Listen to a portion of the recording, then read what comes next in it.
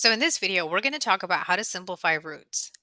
So whenever we work with square roots, we want to think of ways to simplify the roots. So what you're going to do is start off by factoring out the biggest perfect square possible from the radicand. Then you're going to take the square root of this value to simplify. So for example, if we're simplifying the square root of 12, the biggest perfect square that evenly divides 12 is 4. So we can rewrite the square root of 12 as the square root of 4 times the square root of 3. Then what we're going to do is we're going to take the square root of 4, and that's 2, so this becomes now 2 times the square root of 3. So for example, suppose we're trying to simplify negative square root of 72. The biggest perfect square that evenly divides 72 is 36. So we're going to rewrite this as negative square root of 36 times the square root of 2.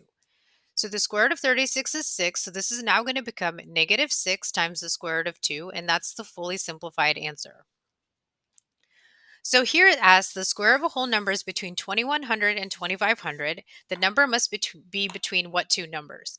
So to figure this problem out, I think the best thing to do is to square all of the numbers that are given to you in the answer choices.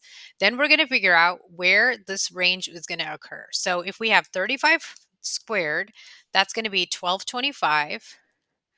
And then 40 squared is 1600. So 1225 to 1600 doesn't contain between 2100 and 2500. So A won't work.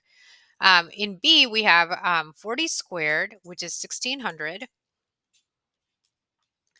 And then we have 45 squared, which is 2025.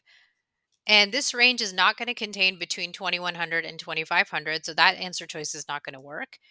Here we have 45 squared, so that's 2025, and then 50 squared is going to be 2500. So this will actually contain the range between 2100 and 2500, right? So C is looking like a pretty good answer choice, but let's just check D to make sure. 50 squared is 2500. 55 squared is 3025.